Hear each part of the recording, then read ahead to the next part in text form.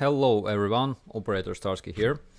Nice to see you. Again, I'm sorry for the technical issues that we may experience today because since morning there are some connection problems with Starlink in Ukraine, but hopefully at least you will hear sound. We have a bunch of small updates from Ukraine. In the past 24 hours, Russians traditionally lost almost 590 men. Again, it's just in the past 24 hours, and we are talking about their dead. Their losses in wounded are expected to be 2-3 times more than that. So we're talking about probably 2,000 men that were lost in combat due to Ukrainian fire.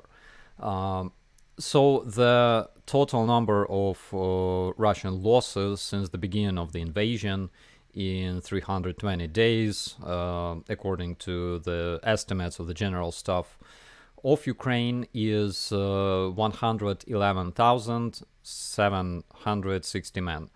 Yesterday also Russians lost 3 helicopters, Ka-52, Mi-24, those are attack helicopters, and Mi-24 is able to carry troops, as well as Mi-8, that's a cargo helicopter carrying troops usually.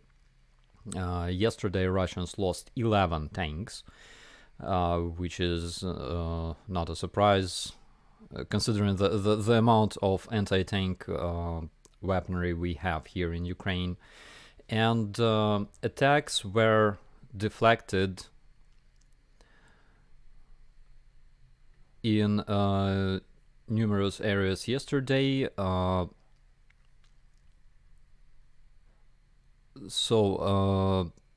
In details, our forces deflected Russian attacks near Makiyivka and Chervonopopivka. Makiyivka located near Svatove and Chervonopopivka near Kremlin.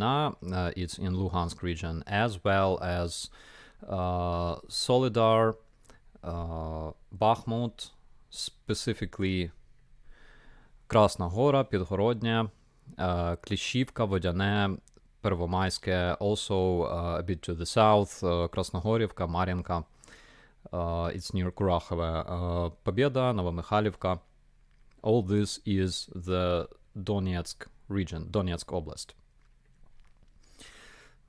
Oblast is basically like a province. For those who don't know, Oblast is basically like a state. Ukraine consists of 25 states, provinces, and they are big. One province in Ukraine is the size of, I don't know, Luxembourg, maybe even bigger.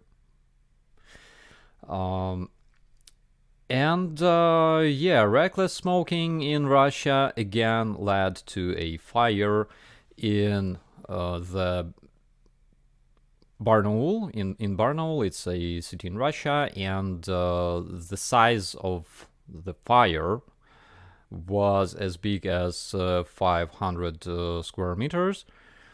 Not sure how to translate it into imperial. It's big.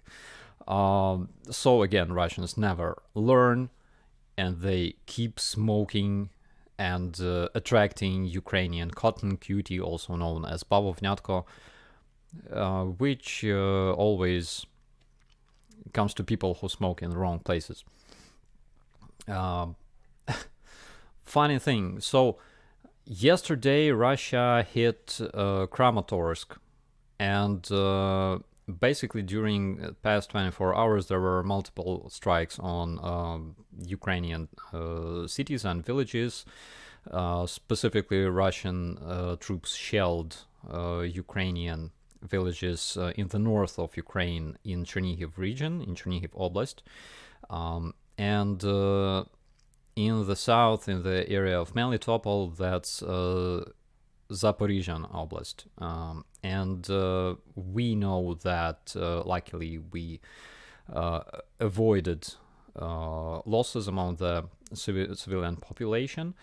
But yesterday, and specifically yesterday during the day, and on the 7th of January, it was Christmas, Orthodox Christmas, the day that you remember Putin ordered for his troops to cease the fire, to stop the firing. And of course, it didn't work because in 9 years since the beginning of this invasion, Russia never kept its word. And of course, we expected that, but they hit Kramatorsk this time. And the reason they did it was because in Russia, there was a lot of people. There were a lot of people very, very disappointed and furious because of this attack on Russian mobilized troops that were stationed in Makiyivka, in the college. And according to our sources, as well as local sources who reported their losses in Telegram channels, Russian mobilized troops lost about 300-400 men dead.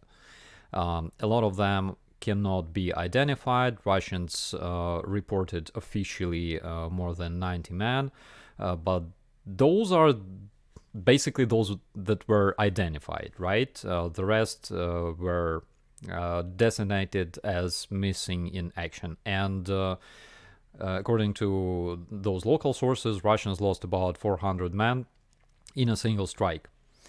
Slava Haimars, basically. Richard, I agree on that. And they had to perform this strike again because they're losing on the battlefield and they cannot do much. That's why they have to show to their citizens that they can reach Ukrainians and Ukrainians cannot reach them, and they can make Ukrainians suffer. That's why they hit Kramatorsk. And Russians celebrated it again. I mean, every time I go and visit those Telegram channels and their social media, Russians are very, very cheerful. After every strike on Ukrainian cities, they're completely happy when they receive news that Ukrainians were bombed, shelled, that we have no electricity, and yada yada. So you see, their attitude. But this time they had to strike Kramatorsk in order to make their citizens happier. And they told in the media that they retaliated, revenged their men who died in Makiyivka, in that college. And they claim that they eliminated between 400 and 600 Ukrainian soldiers in a single strike. So it is a complete bullshit according to Finnish press, because journalists from Finland traveled to this site where this strike happened, and they confirmed that Russians only hit an empty school. And of course there were no militaries, because when you when you station your troops anywhere, the most my god, my English sucks today so much. The best evidence of troops located in this area is mask tents, different boxes with equipment, vehicles, and different basically like armored vehicles or trucks that are parked nearby and things like that. Of course, nothing like this was spotted in the area. No destroyed trucks, no destroyed vehicles, no bodies, nothing like that. No destroyed ammunition, nothing, in a word. And here we have a video from this very area. You can see some garages, and there you can see this building, which looks like a school, with this huge banner on its side saying, "School, come join us." Basically an advertisement. Man walking around. There are some craters and huge pieces of asphalt and things like that, but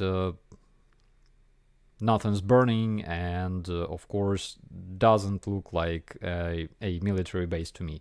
And of course we all remember that Russian strike on luxury Ukrainian hotel in Kyiv downtown, and Russians were of course claiming that this hotel was full of NATO instructors and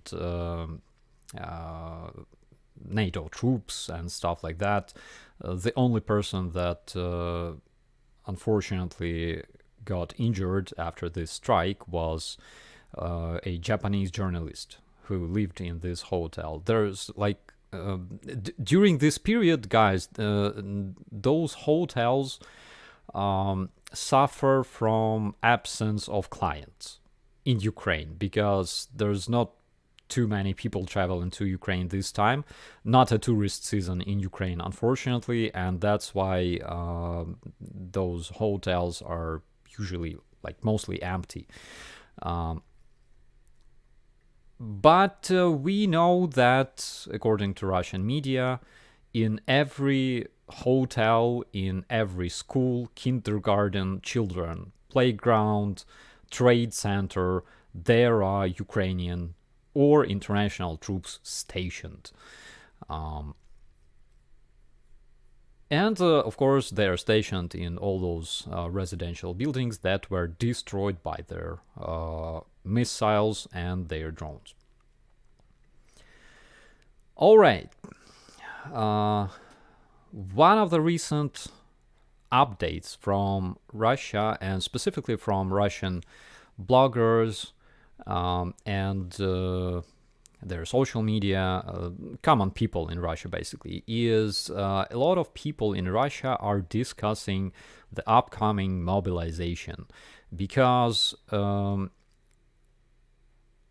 according to our military intelligence, we know that Russians will try to recruit something like 500,000 men in the nearest future. They lack troops. They cannot conduct their offensive operations, and they need more troops. I would say that is because they're losing a lot of their artillery systems, a lot of their tanks.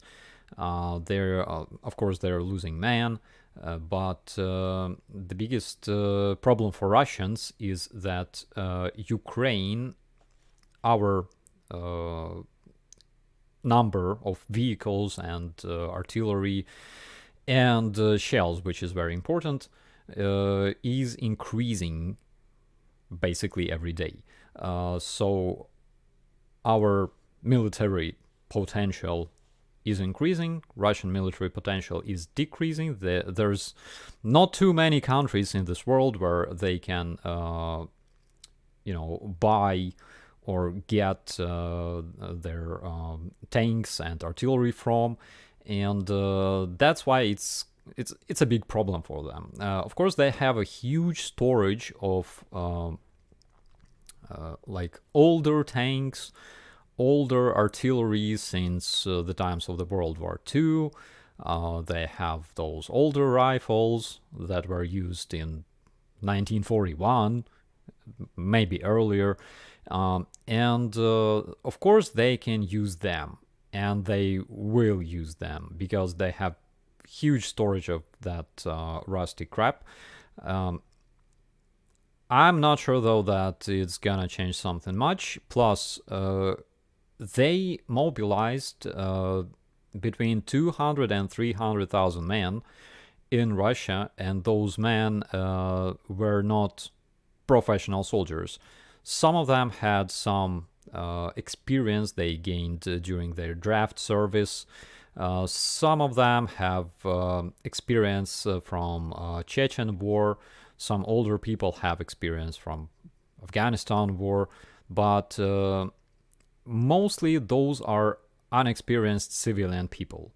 And their quality, of course, is much worse than the quality of their professional army that invaded Ukraine and was completely wiped out because, again, if we take a look at their losses at this moment, which is 111,000 men, and add 200,000-300,000 men wounded, it makes this number 2 times bigger than the number of their whole personnel that invaded Ukraine in the beginning of the invasion, which was between 150 and 190,000 people. And of course, not all of them were, let's say, involved into combat because, for example, rear services, right, like supply battalions, anti-air battalions, because those don't participate in attacks, and things like that, we will come to a number around 60,000 combat-worthy men, infantry, that were involved into attacking multiple major cities in Ukraine, cities populated by millions of people, armed people, by the way.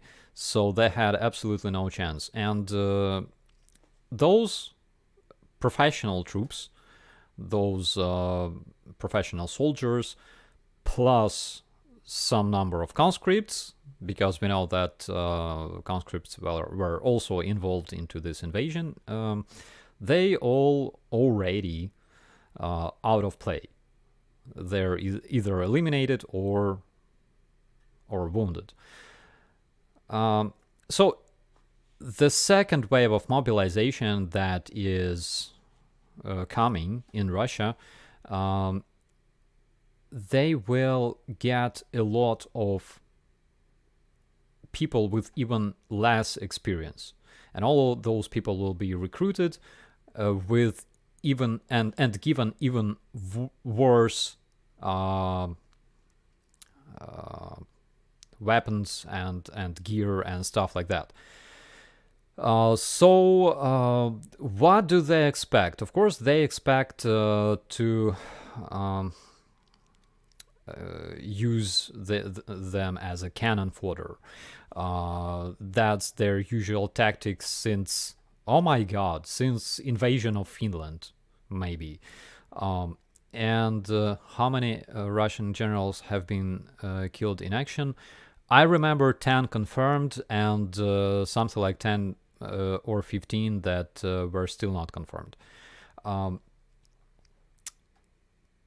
I'm concerned about how secure your defenses are from Belarus. We will talk about that. Yeah. Did you see the cringe Russian propaganda film about dating that Denis posted? It's like when this man on Christmas calls and tries to find a girl to celebrate Christmas with, and like everyone is gay. That's why he goes to Russia and meets his love of his life. Yeah, I saw that. It's cringy as hell.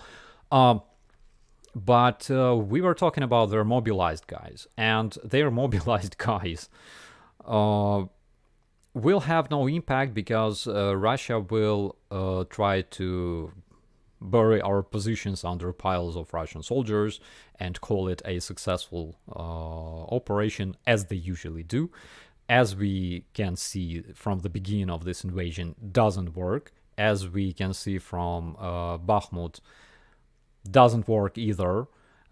Yesterday, this situation was solved by the Ukrainian armed forces because Russians were approaching our positions very, very closely already.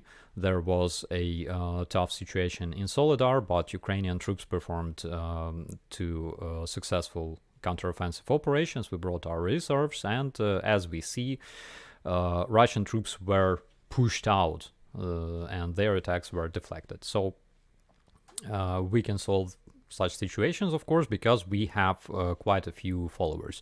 And here in the chat, I can see my buddy Netty Live. Hi, bro. Love from Spain. Much love from Ukraine to you. And Netty Live, guys, for those who like things like bodybuilding and specifically if you are into natural bodybuilding, you gotta check out his channel. It's awesome. And as for their mobilization, why did we start talking about it in the first place? It's because this mobilization is coming. They realized that they cannot do much with the personnel that they have at this point in Ukraine, and they decided to mobilize even more men. And we expected that last year, basically. Last year, we realized that Russians can continue fighting for years, mobilizing 300,000, 500,000, million people every year, and bringing them here and having them all improved by Ukrainian shells. So is the Soledar front necessary to defend Bakhmut? Of course it is, because it's on the flank, and if you want to have a successful either defensive or offensive operation, you have to have your front line even everywhere in order not to be outflanked. So the mobilization. A lot of bloggers are talking about this. A lot of Russian people are nagging about the upcoming mobilization, and they already feel that. And of course, Russian media, for example, this Itar TASS, official Russian propagandist media, they say that second wave of mobilization is not being discussed in Kremlin at this moment. Exactly the same thing was said prior to the first wave of mobilization, when Putin said that he doesn't need more troops, that the number of personnel involved into this invasion in Ukraine is enough to complete all of their objectives, which were denazification and demilitarization of Ukraine, which they basically do when they die. And of course, they lied, as they always do. So they started their first mobilization. Again, they lied to those mobilized men that they will not be brought to the front lines. As we saw from all kinds of reports, mobilized men are brought specifically to the front lines. What time is it where you are? It's 10 a.m. Almost 10:30. And they are being slaughtered on the front lines. And this raises another question, in my opinion, in my case. So what, how about those convicts? What number of personnel can they recruit among Russian convicts? So I checked and found out that at this moment, according to Russian authorities, as for November 2022, they had about 439,000 men in prison, and this number includes almost 325,000 men in how you call it, specific prisons where tough convicts are held, those gangsters and stuff. So what amount of those convicts can be recruited? So according to my rough estimations, probably around 20%, which is the most, let's say, I don't think that it will be such a big number, but let's pretend it's a worst case scenario. So they can recruit possibly around 65,000 men. Currently, we have information that basically old style gulags, not really. Yes, those are high security prisons. Thank you so much, Mark. Not like gulags, but of course they keep their political opponents, like Navalny, for example, in such prisons, in single cells. Currently, according to the information that we have and the information that our British colleagues have, Russian private military company, also known as a terrorist organization, Wagner, has something around 35,000 convicts that were recruited and brought to Ukraine to die on a battlefield. They are very, very bad soldiers because obviously they're convicts, obviously they're... we have Samantha Williams in the chat. Hello, New Zealand. Nice to see you. Russian convicts have problems with discipline. They are absolutely uncontrollable. And as soldiers, they don't do much difference. Of course, they can shoot, but they're not good soldiers. But those who will return to Russia, you can imagine some people who were convicted for murders and assaults and robberies and things like that. Then they were brought to the front lines where they were taught how to operate weapons and probably some basic tactics. Probably not. But let's pretend they were. And after surviving on a battlefield, they will return to Russia, having all those skills, all the knowledge, but still being criminals. So that will be quite a surprise for Russian people in the upcoming future. Of course, on the other hand, I don't think that bringing those convicts back is the intention of the Wagner.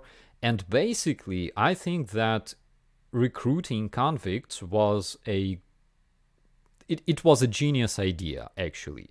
It was a genius idea because they could cut the costs for, upkeeping prisons and prisoners. And of course, they could rid of their criminal elements.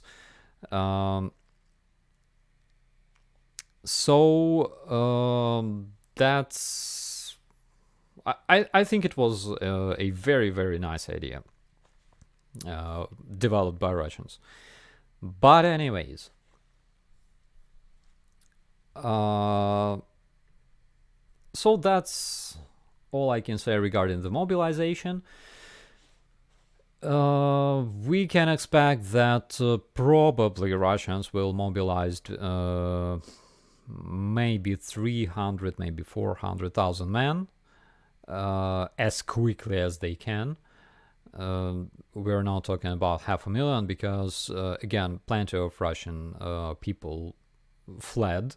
There's a lot of them having a good time in Georgia, in Armenia, and other foreign countries. Those who, managed to escape and avoid the mobilization.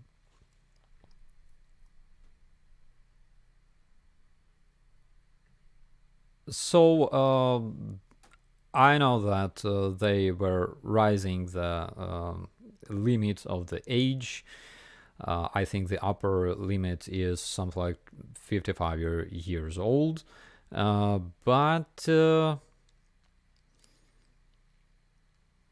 I think they already mobilized older people, judging from the videos of mobilized Russian men that were captured as prisoners of war, and judging from all those videos that were made on the front lines, where they nag about being sent to the front lines without food and water and some, scarce ammunitions and weapons.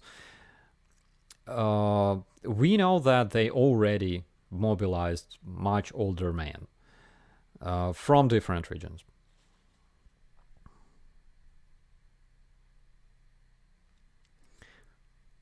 Ninja Pants says, joining Wagner, can you speak Russian? Did you pass grade 1? Do you have a heartbeat? Congrats, you're qualified. I think the first grade is not even required. You have a heartbeat, you're in. I think the next mobilization could be the final nail in Putin's coffin. Could be, I think. And we know that more and more protests were held in Russia. By the way, I hope that I have that video here. Yeah, but it's on a YouTube. Some of Russian sources report that not even 400, not even 600, but 700 Ukrainian soldiers were eliminated in Ukraine. I think you understand why you should completely ignore Russian media. For example, the last time they were reporting 27 HIMARS systems destroyed in Ukraine, while only 20 were shipped to Ukraine physically. And according to our general staff of Ukraine, they all are functioning.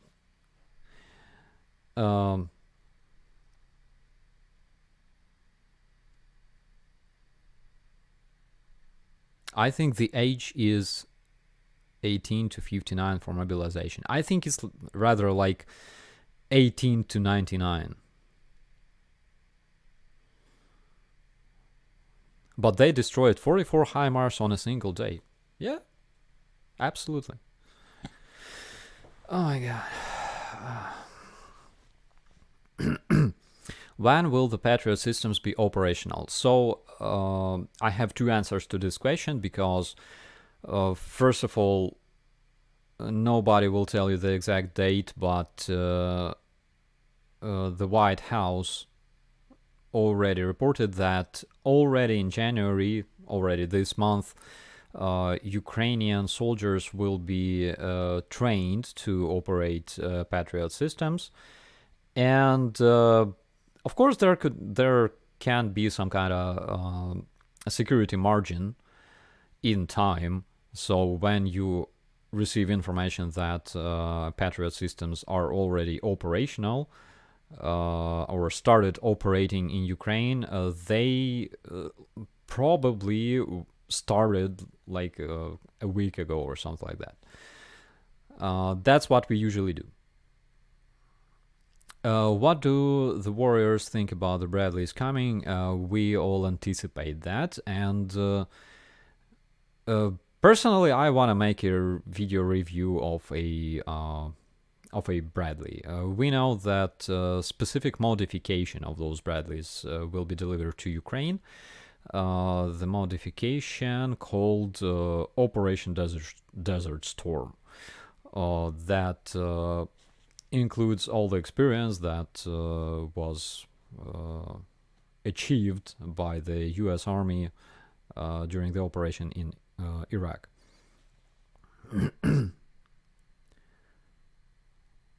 How many professional troops with experience does Ukraine have? Question from Richard, and the answer is in the beginning of the invasion, I think we had something like 400,000 people who had experience in anti-terrorist operation and joint forces operation in the Donbass. So in 8 years, around 400,000 men achieved this experience while serving in Donbass and fighting with Russian troops almost every day. So even when Russians invaded, they had 2 times less professional soldiers than we had. And of course, currently the number of troops is much bigger, but we have to have quite a lot of reserves in different parts of Ukraine. It's not like we're bringing everything we have to the front lines. Otherwise, there would be huge losses. You don't fight with men only. Of course, men only are those who take territory and take control over cities and villages, but it's a modern war that is fought with artillery and aviation and vehicles in the first place.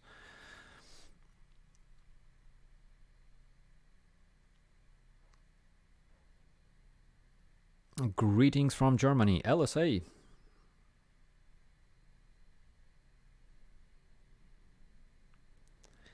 Russia mobilized cyborgs that are fueled by vodkas. Yeah.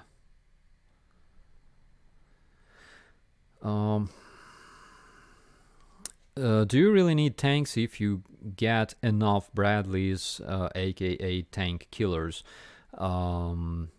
Yes, we need tanks, because tanks have their own purpose. And there was another question that was opposite to this one. Like, do you need Bradleys if you can have tanks?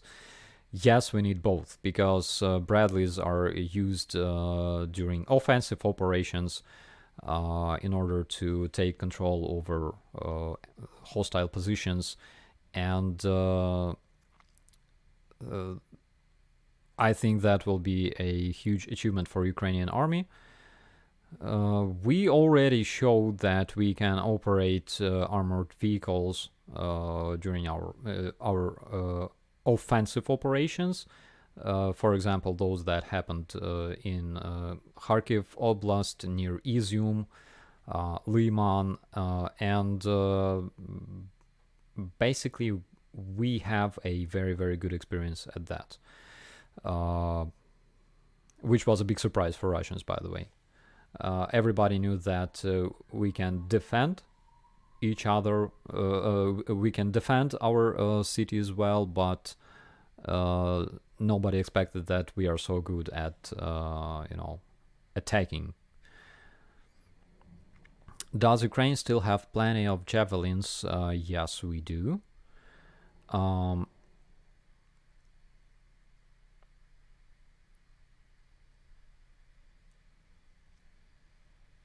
Combined arms, that's the word, right? Bring on the bombers, just flatten the Kremlin. It's it's my dream, basically. How's our favorite fluffball Fudge doing? He's doing fantastic. So we celebrated Christmas with my friends. Not really like Christmas, but I don't meet my friends often, so we had some barbecue, but because we had to cook it in a complete darkness, I failed, and Fudge was happy because he received like most of the meat. Um,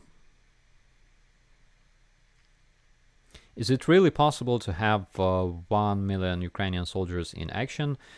Uh, it will not be like in the Lord of the Rings, you know. It's a different thing. Different units perform different tasks, and it's not like you bring 1 million men to, I don't know, Bakhmut, for example, and try to do something there. It's very stupid because concentrated troops will attract a lot of artillery and a lot of artillery fire and aviation and stuff like that. But Russians do something that, you know, something that reminds of this type of tactics.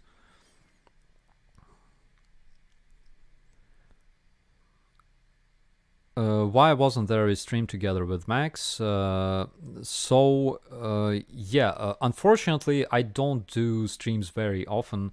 As you probably noticed, it's once or twice a week. I would like to do it more often, but YouTube is not my main job, okay?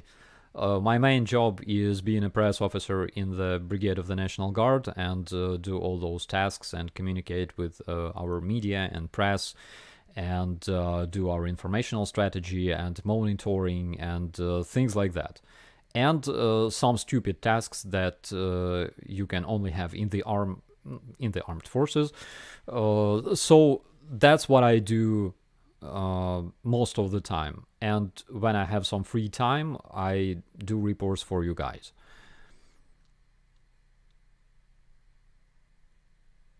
Greetings from South Africa. Hi.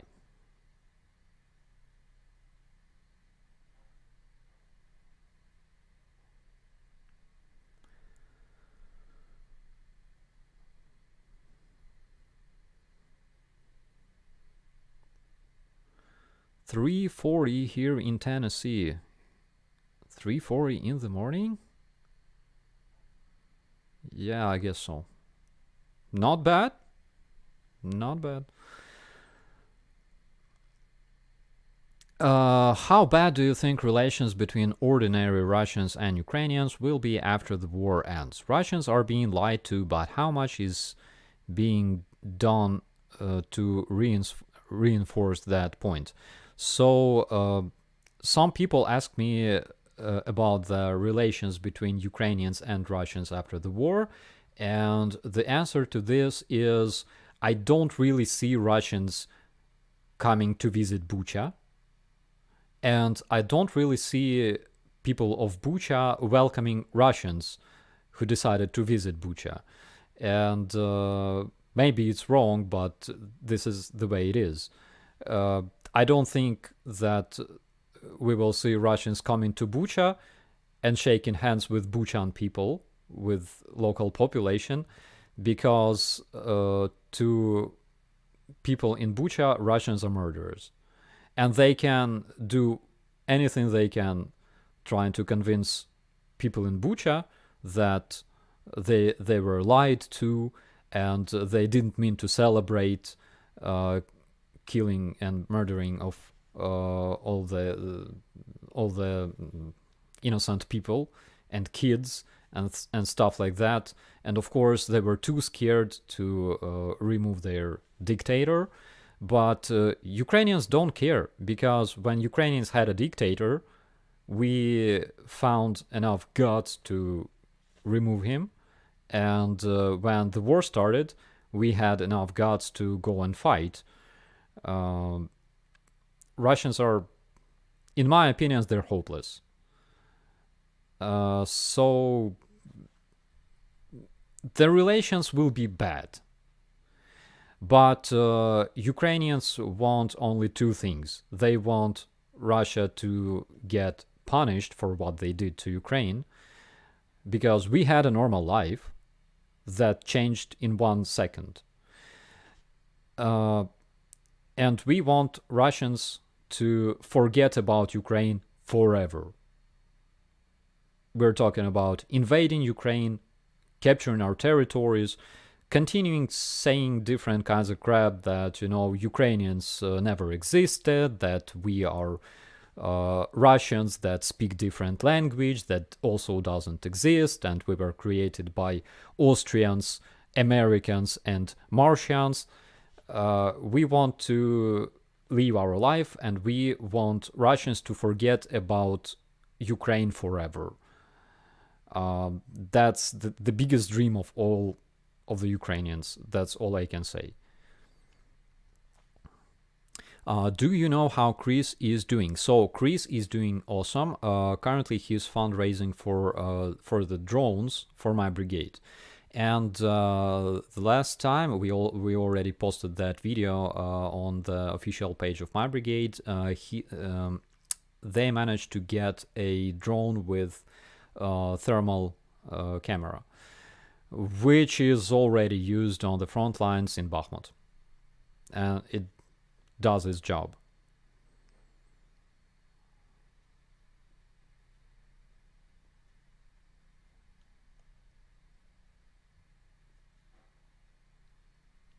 Russians think they own you Ukrainians. I think they are. Can you see the stream? Because I have message that no data is being received.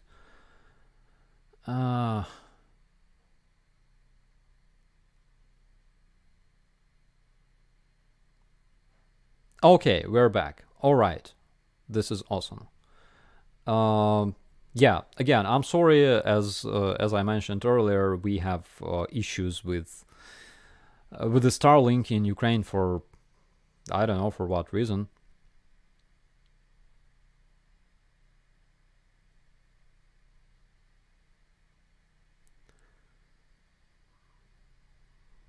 Yeah, but it's very good that we're back.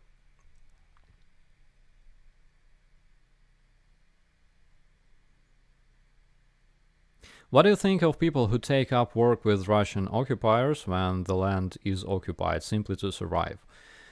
So again, it depends if you are an owner of a drugstore or I don't know a grocery store on the occupied territory. You will continue working on the occupied territory unless, of course, you are smart enough to get evacuated in some way.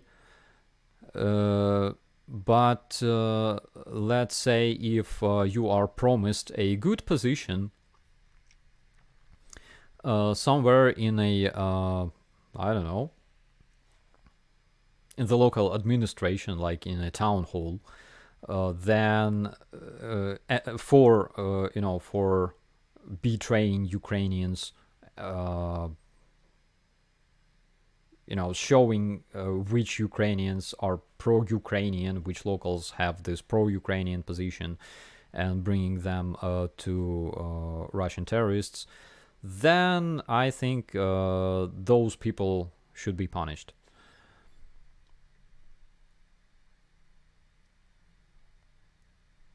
I don't think I can really blame locals unless they violate legislation. But this reminded me of one thing. This reminded me the other day I was driving past my previous apartment, right? And people in this area survived occupation by Russians, and they wrote on the doors of their apartments. They wrote, "Peaceful people live here," or "Children live here." They wrote that with paint in Russia, in Russian language, to show Russians that peaceful people live in those houses and there are no soldiers and things like that. Of course, it meant to those toilet thieves that basically they can just come and grab whatever they want. But I remember other things, other messages that Russian soldiers left. And for example, when I see such messages as, peaceful people live here, I always remember messages like, we showed you hell, that Russians left in Bucha, for example. And that one was a famous message. I think you can still find it in the Google. There was a commentary about the Piratin. Oh, yeah, don't know if I want to thank you or hit you, Operator Starsky. Piratin Arta is one of the worst earthworms I had. Almost impossible to get rid of. I totally agree with you. And by the way, yesterday I was meeting the barbecue I had was with one of the guys from Piratin. Basically, those guys are my good friends. Where did you get that microphone? I bought it. It's a HyperX Quadcast, and you can turn it off and on with your nose. And it's red for no reason. If it was blue and yellow, I would definitely buy it. Beard, guys, no beard, please. I don't want to have a beard because if it happens that Russians decide to use gas on our troops, I will be the one who survived. And it's not beard, I'm just not shaved. So I will be the one who survived, and I will be much happier than all those tactical guys who have fancy beards and stuff like that.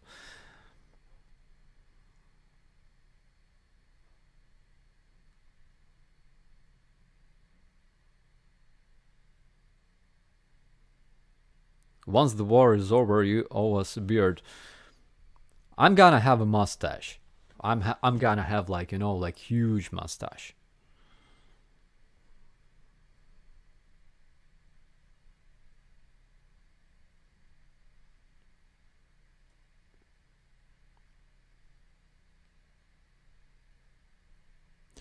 Will the ground freeze to allow a winter offensive this year?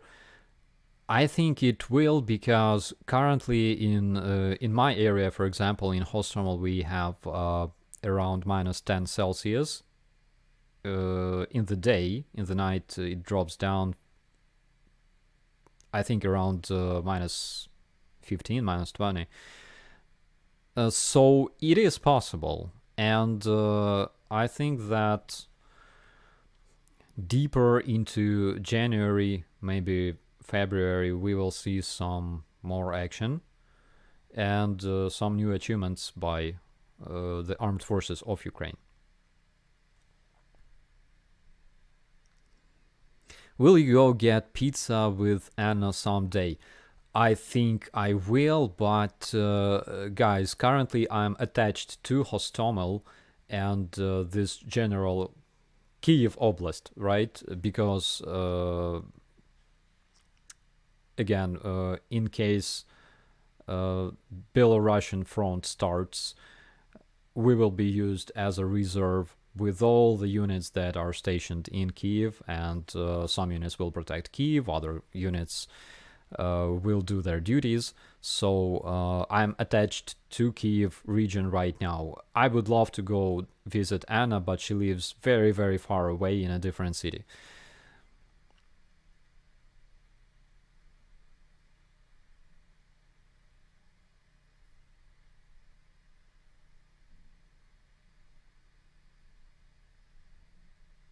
This explains why the soldiers didn't wear beards in World War II. Exactly. That's exactly the reason. You probably noticed that after the First World War, beards disappeared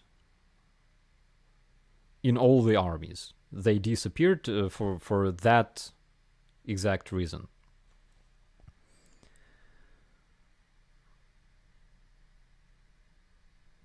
When are murder vehicles expected in Ukraine in weeks or months? I would rather say weeks. Again, nobody will tell you the exact date of their arrival to Ukraine.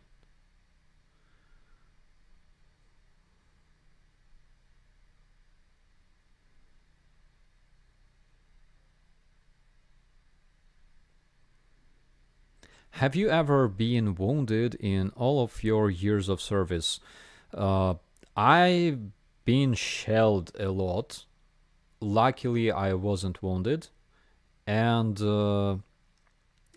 at the time of those shellings, the guys that were with me in the trenches, they didn't get wounded as well. I have this, it's like a joke, but we have like a meme that, when I'm there at the positions, nobody gets hurt. I'm like this, holy mother with a blanket and stuff like that. It's a joke, of course. But no, haven't been wounded. A bit of smaller shell shocks, nothing special. My guys suffered much worse things.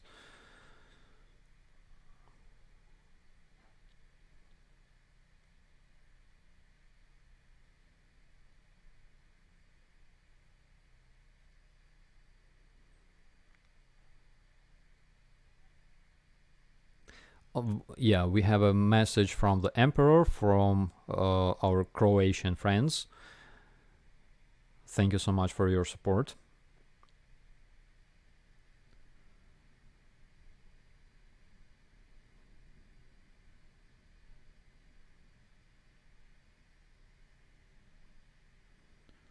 Why do why do the orcs steal toilets? It is quite a strange item to take.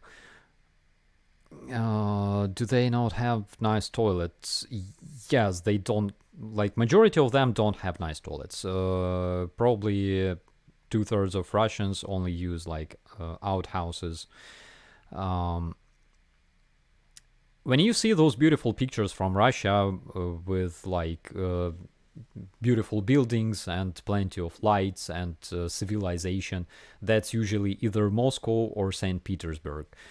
Those are densely populated cities, and the rest of Russia usually lives in much worse conditions than that.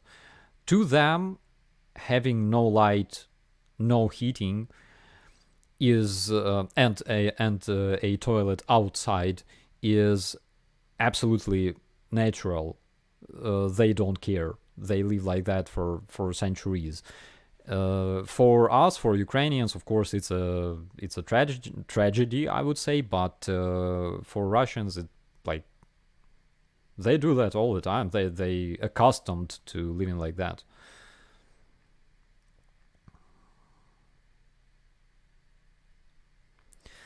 I almost forgot what's with the brothers patch on Instagram. So I had this patch back in 2019, 2020 when we were deployed in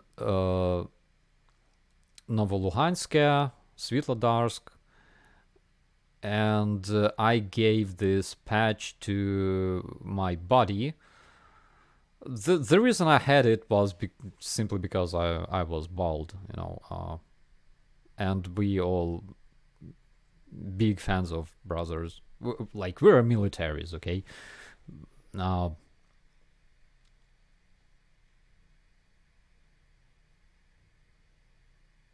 is the eligible age range for women serving in UA military the same as men? I think yes. I think yes.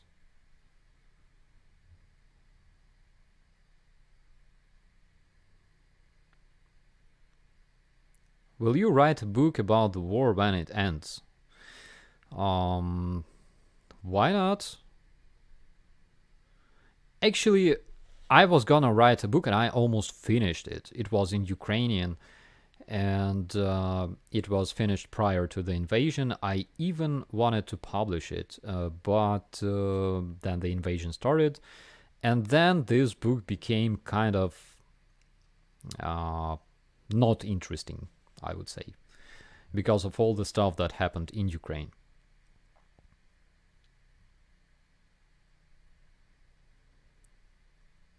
Starsky, can you tell the story about sand and sanitizer? Oh my god. Yes, I can, but I will do it next time, guys, because unfortunately I have to end the stream very, very soon.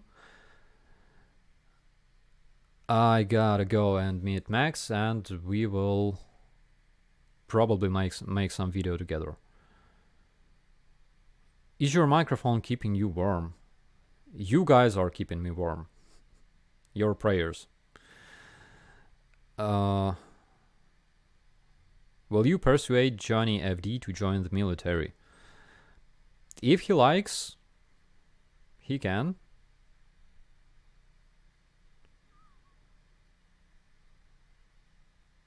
Hate to see women picking up weapons, such a shame.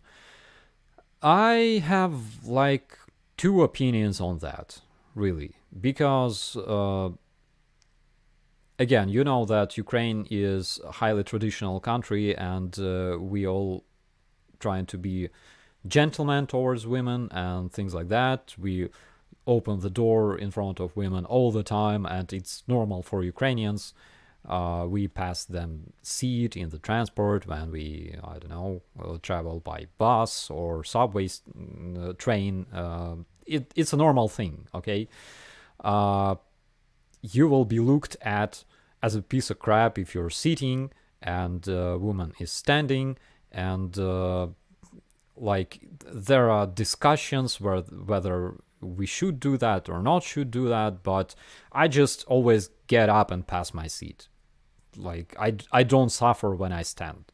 Nothing bad happens to my legs. Like, but on the other hand, as you know, we have gender equality in our army. We are trying to develop it. For example, in my brigade, we have numerous squad leaders who are females, and they are absolutely great. We have our okay, I won't tell her position, but she's a great officer. Currently, she operates at the front lines. Let me just show you a picture because she's absolutely gorgeous. Wait a second. Yeah, here she is. She was an activist for female rights, gender equality, all kinds of projects you can imagine. And she joined the armed forces of Ukraine. She's a military. And yeah, here she is. Her name is Christina. And by the way, she's kind of famous in different circles in Ukraine.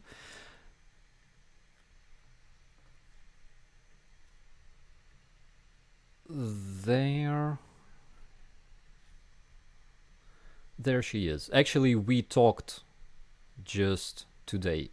Currently, she's in Bakhmut together with our guys. She does some very, very important job for our brigade. And she communicates with different international communities, of course. But her work is very, very important. And why we started this conversation? So, women in the army, in the armed forces, she's not sniper, but she's as important as sniper. So, women in the armed forces are very important because they can handle,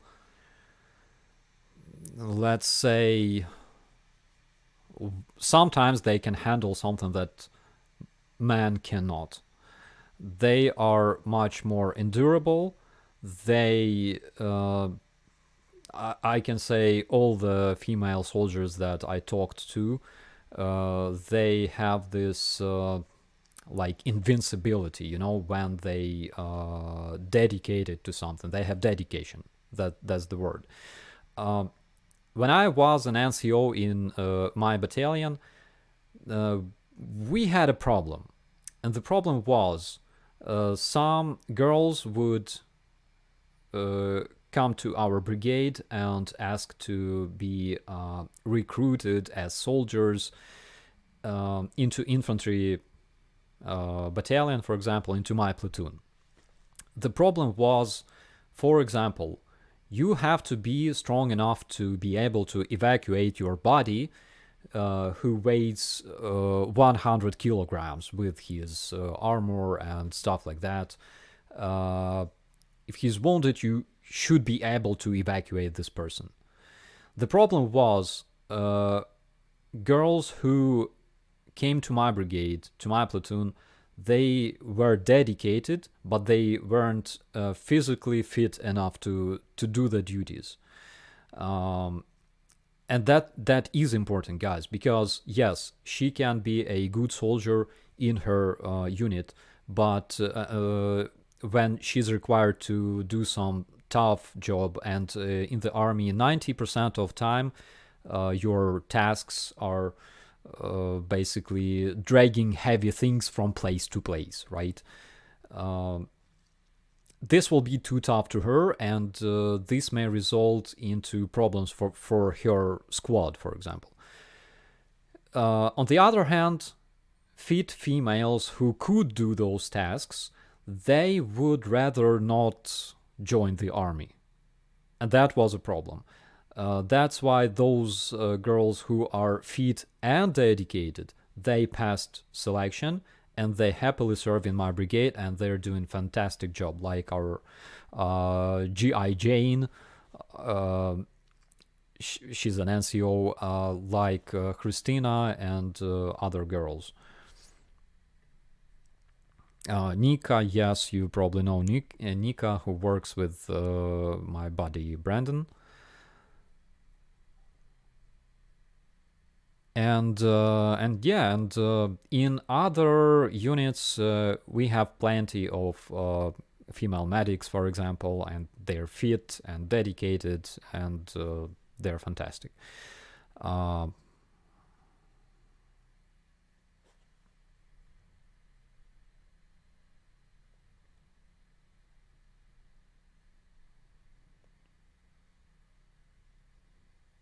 Why not have all female units so they can carry each other? That could work, by the way. And by the way, we had an idea of creating a 100% female squads in my brigade. It's like a small secret, but we had this idea, and probably it will be done. For the same very reason, for this exact reason.